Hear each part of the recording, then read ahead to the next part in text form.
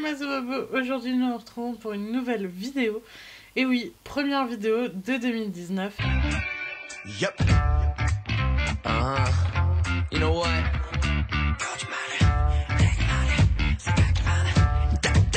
Donc je vous souhaite à tous et à toutes une très bonne année, plein de bonheur, plein de santé et surtout que tout ce que vous souhaitez se réalise durant cette année.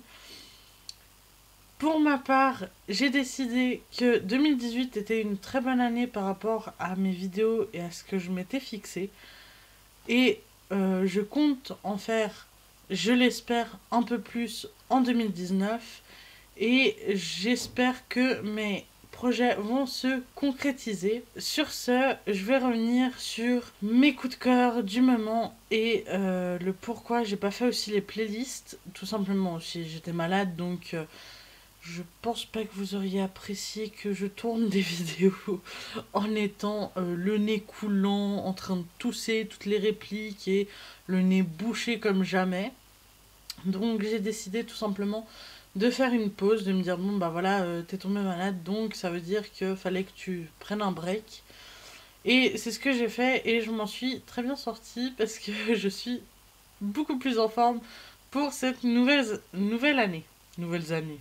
Ça commence bien. Tout d'abord, donc on va aller sur mes coups de cœur de l'année 2018. On va commencer dans un premier temps avec les livres et magazines, même manga en guillemets, que j'ai apprécié durant cette année ou que j'ai reçu, on va dire à Noël pour bien commencer cette année. Donc du côté livres, magazines, manga, il y a eu tout simplement, je continue la série Black Butler. Je suis un peu en retard en ce moment, mais je suis au 26, si je me trompe pas. Et la série Kuroko Basket, où j'en suis qu'au 4, n'est-ce pas? On va dire en document un peu plus K-pop, que j'ai... tous les magazines, si vous avez regardé Twitter et Instagram, c'est en fait le magazine K-World. Je sais pas si vous allez le voir en entier. Bon, tout de même, je mettrai tous les liens en barre d'infos pour trouver leur site, etc. C'est K-World et je les trouve... En fait, je trouve ce magazine juste génial parce que bon, mis à part les posters et tout, ils font des articles quand les artistes viennent en France. Mais bon, de toute manière, je vous laisse découvrir aussi par vous-même. Ce que j'avais fort apprécié, c'est que le mois dernier, donc décembre, ils avaient fait un petit calendrier. Malheureusement, je l'ai abîmé.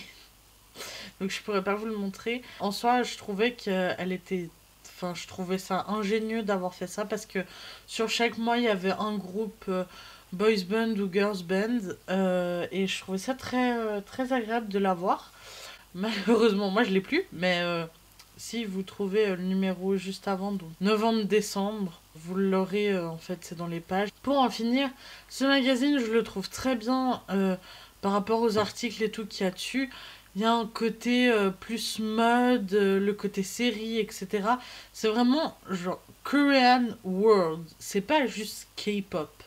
Et je trouve ça cool parce que pour moi qui adore la Corée en général, qui en fait on va pas se le cacher, hein, c'est grâce à la K-pop que j'ai connu la Corée. Je trouve que ça me donne beaucoup d'informations et c'est hyper cool. Je crois même qu'il y a un moment dans le magazine maintenant, je sais plus s'ils le font tout le temps ou pas, il y a carrément une feuille en fait où on vous apprend quelques mots en coréen, etc. Bref, si vous voulez avoir un magazine assez fun en relation avec la K-pop, foncez vers ce magazine-là, je le trouve génial. On va passer à la suite. Donc, en cadeau que j'ai reçu de ma grande sœur et donc de mon beau-frère, j'ai reçu le livre de Michelle Obama, Devenir. J'ai commencé à le lire et je me le réserve vraiment pour cette année parce que je trouve, en fait, Michelle Obama, c'est une personne que je trouve très simple et tellement généreuse, même dans ce qu'elle fait pour ses filles, etc. Que voilà, c'est vraiment, si je devais donner quelqu'un en termes de femmes célèbres auxquelles j'aimerais vraiment suivre les pas, ça serait vraiment Michelle Obama. Donc ça me tenait vraiment à cœur de lire son livre.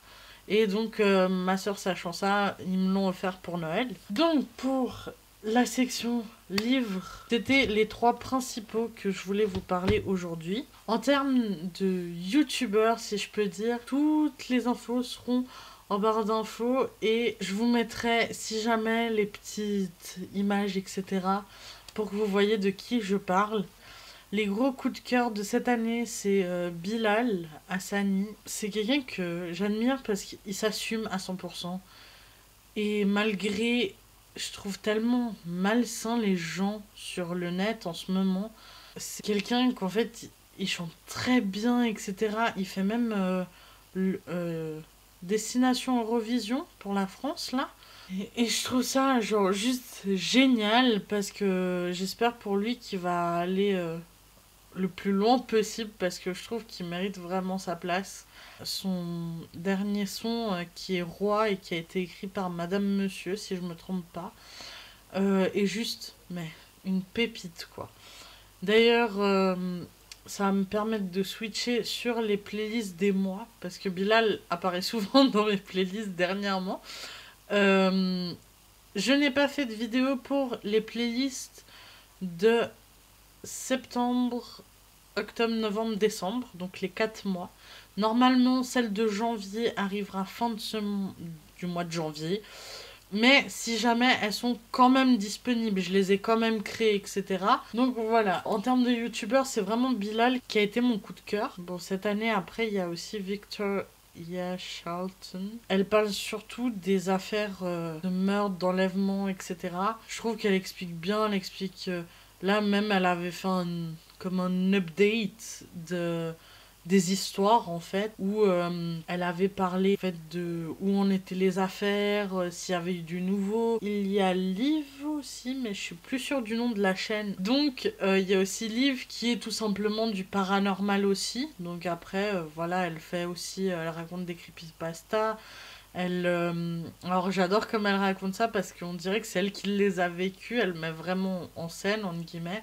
Tout de même, tous les liens des chaînes YouTube, etc., je vous laisse en barre d'infos et vous allez voir si vous avez envie d'aller les voir. Parce que je pourrais en citer plein, Marie, Fritzera, il y en a tellement. Cereus que je regarde pour le gaming plus. Furious Jumper, mais après c'est vrai que je regarde beaucoup plus de gaming qu'autre chose. Voilà les 3 grosses chaînes on va dire qui me reviennent en tête et qui ont marqué vraiment 2018 parce que les autres je les suis depuis un peu plus longtemps je crois. Mais sinon vous avez sur la chaîne YouTube je crois vous pouvez accéder aux abonnements que j'ai donc allez voir si vous voulez. Je trouve qu'il y a des très bons youtubeurs, il y a même des plus petits youtubeurs en guillemets qu'on voit pas tout le temps qui sont très bien. D'ailleurs, il y en a une, mais maintenant je ne sais plus son nom. Bref, le nom s'affichera là. C'est une fille que je trouve, elle fait des vidéos, mais impeccables. Sa manière de parler, etc., elle est géniale.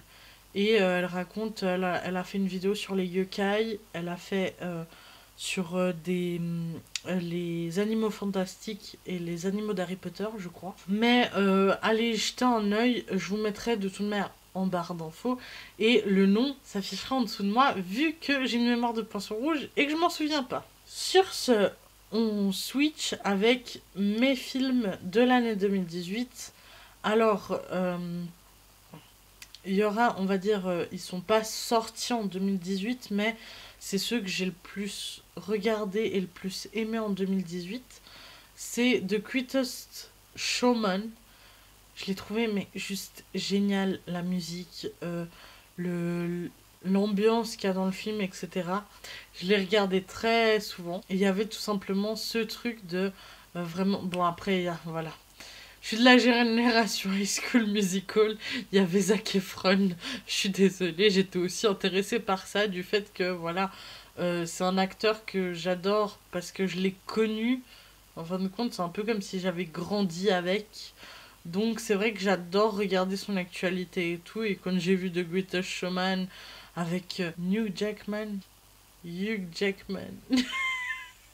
Bref, je sais pas le dire, je vous l'écrirai aussi ici parce que aujourd'hui, voilà, faut pas m'en vouloir, c'est la première vidéo de l'année, je dis que de la mouise. Il y a The Greatest Showman, il y avait Vaiana, mais en fait, je me suis un peu gavée de ce dessin animé du fait que mon neveu l'adore. Donc, c'était un de mes Disney préférés, là, mais il l'a trop regardé.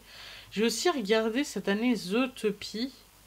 J'ai envie de dire à chaque fois Zootopia, mais c'est Zootopie. Voilà, et le dernier qui me vient en tête, et donc du coup, c'est avec Kev Adams, et c'était Love Addict. Je pense que j'ai tout dit. Donc, sur ce, je crois que j'ai parlé de tout. Si vous voulez savoir mes tops, je sais pas, d'autres choses, disons de dessins animés, ou j'en sais rien moi de ce que vous voulez que je vous parle, demandez-le moi en commentaire et je vous répondrai, y a pas de souci. J'ai pas envie que la vidéo elle dure trop longtemps non plus. Et bah sur ce, j'espère que la vidéo vous aura plu, que je vous décevrai pas cette année, et je vous dis à très vite pour de nouveaux délires dans de nouvelles vidéos, et à très très vite. Ciao!